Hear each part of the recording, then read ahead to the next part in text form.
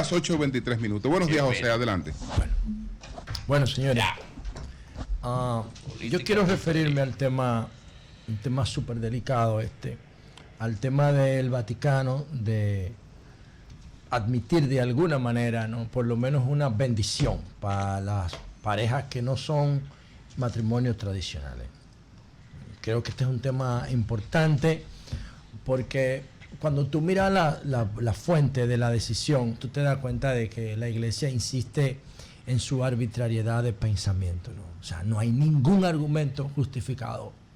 O sea, tú dices que esto es así porque a ti te da tu gana de que sea así, pero no haces ningún esfuerzo por utilizar todas las herramientas, toda la información que nos ofrece la actividad científica para poder entender cómo ocurren los fenómenos humanos y animales y poder conectar con lo que está pasando con la población mundial. ¿A qué se debe esta ola de reclamo de derechos por estos grupos que se organizan en el movimiento LGTB?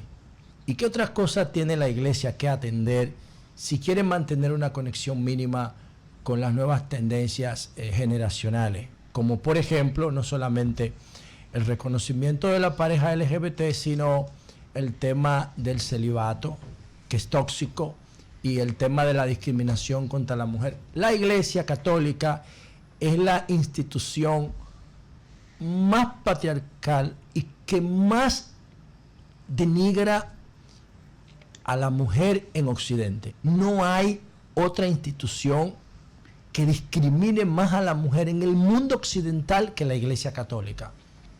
El Papa es hombre, Dios es hombre, el Hijo de Dios es hombre, todos los cardenales son hombres, todos los obispos son hombres y todos los sacerdotes son hombres. O sea, eso es machismo puro. Ahí no hay posibilidad de ningún tipo de reconocimiento de que todas las personas son iguales ante la ley. No lo hay. ¿Por qué? Porque no quieren entender.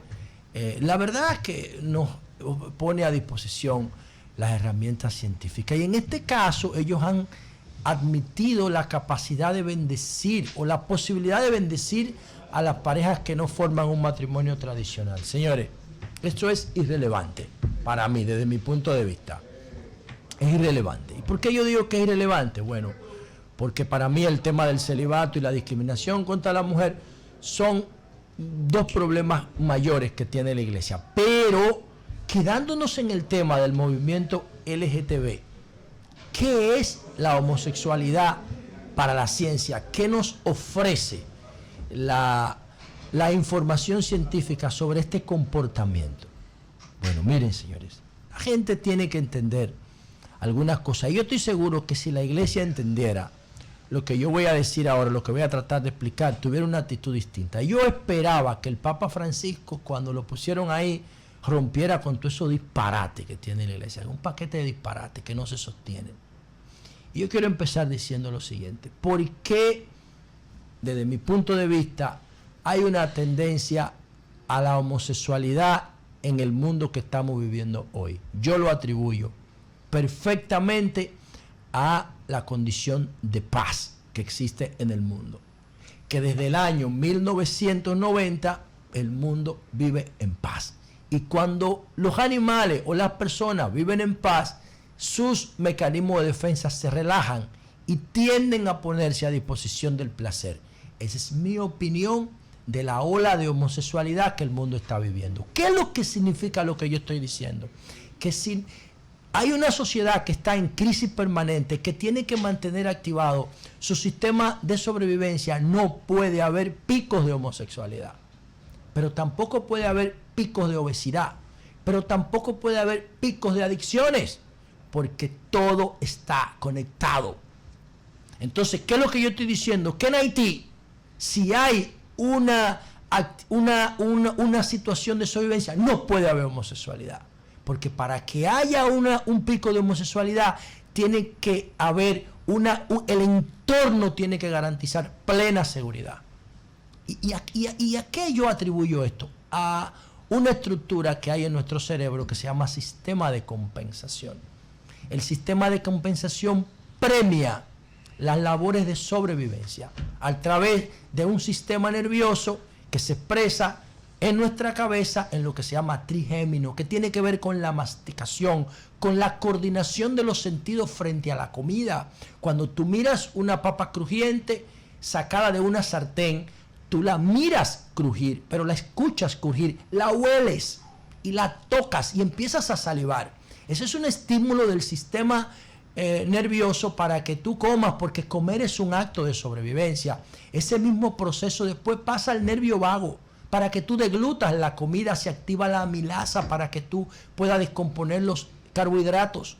Y luego hay otro sistema nervioso que se llama pudendo, que es nuestro sistema de compensación nervioso genital.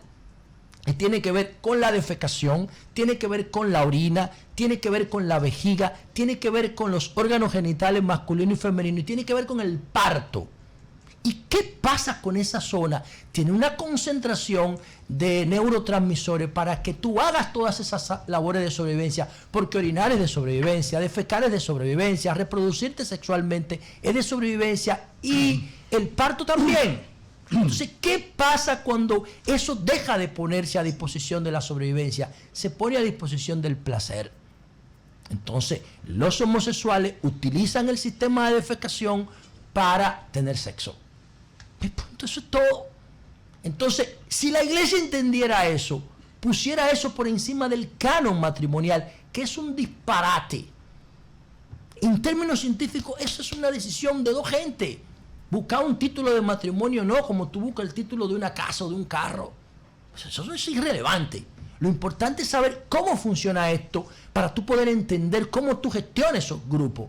¿Y de qué yo me baso para decir esto? Bueno, en lo que acabo de explicar, que puede ser contrastado, nomás tienen que googlearlo, pero hay una comunidad en el Congo de África que comparte el 98% de nuestros genes, que son los chimpancés bonobos. Y los chimpancés bonobos que están en el Congo de África se separaron hace 1 millón de años del chimpancé tradicional troglodita. Quedaron atrapados por un accidente sísmico y entonces ellos están atrapados en una zona donde hay una abundancia de comida y donde no tienen que competir por alimentarse, ni por aparearse, ni por territorio. No tienen enemigos. Son una sola familia. Los gorilas y los chimpancés no pueden llegar hasta ahí porque no pueden nadar. ¿Y qué ha pasado en 1 millón de años con los bonobos?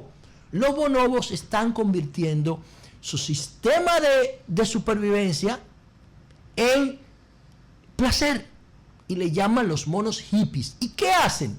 No pelean, no discuten por comida, no discuten por sexo. Inclusive, todos se han vuelto bisexuales. O la mayoría de ellos, menos los menores. Manifiestan tristeza cuando muere uno del grupo, asisten a las hembras en el parto. Es una locura evolutiva lo que está pasando ahí. Y eso es lo que nos da una idea clara de que el sistema darwiniano, la evolución, no tiene un plan específico. Se pueden manifestar en diversas formas según la necesidad de adaptación de la vida. Entonces, ¿tengo yo argumentos para rechazar y atacar la homosexualidad? No, los bonobos me dicen que no puedo tenerla.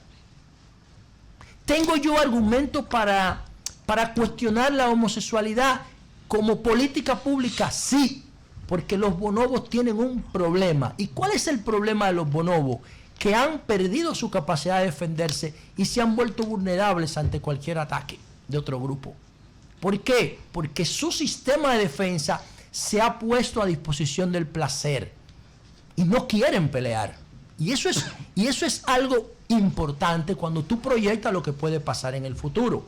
Al final, lo que yo quiero significar es que en la medida en que la sociedad mundial siga en paz, o sociedades como España, como Estados Unidos, como Puerto Rico, como Inglaterra, que tienen muchísimos años que no pelean, ahí tiene que haber picos de homosexualidad, pero tiene que haber picos de obesidad, tiene que haber picos de adicciones, porque es el mismo sistema nervioso que tú estás estimulando para otros roles que no son los originales. Pero donde haya crisis como la Franja de Gaza o como Haití, no puede haber pico de homosexualidad, ni puede haber pico de obesidad, ni puede haber pico de adicciones, porque ese sistema nervioso, ese sistema de compensación del cerebro está tendiendo a la sobrevivencia. Y termino con lo siguiente. ¿Qué sí tiene que atender la iglesia? La iglesia tiene que atender el celibato, porque el celibato reprime la naturaleza sexual del hombre. Y entonces, ¿qué hacen los sacerdotes cuando les reprimen su naturaleza sexual? Empiezan a buscar perfiles vulnerables como los niños. El celibato estimula la pedofilia, estimula la violación, la agresión a niños, como hacía Wosolowski aquí en la plaza del Sermón de Adviento del padre Montesino, que le ofrecía 25 pesos a los niños limpiabotas pobres para que le hicieran sexo oral. Esa cosa asquerosa que teníamos aquí como representante del Vaticano y que murió en condiciones que nadie sabe todavía, esperando que Netflix haga una serie y lo explique. Porque nadie sabe cómo murió Wosolowski. Entonces, el celibato estimula la pedofilia y la discriminación contra la mujer es inaceptable ya. Yo no sé cómo los gobiernos de Occidente le permiten al Vaticano ese nivel de discriminación y de patriarcado contra la mujer. Eso es inaceptable en una sociedad hoy. Y las mujeres que son mayoría en América Latina, donde el Vaticano tiene más seguidores, lo aceptan por la misma educación escolástica, chatarra, medieval que tenemos en estos países, estimulada por el concordato. Entonces, para mí, lo de bendecir una pareja que no sea tradicional me da par de tres. Insisto en que es más importante el tema del celibato y el tema de la discriminación de la mujer en la agenda de la iglesia. Cambio fuera.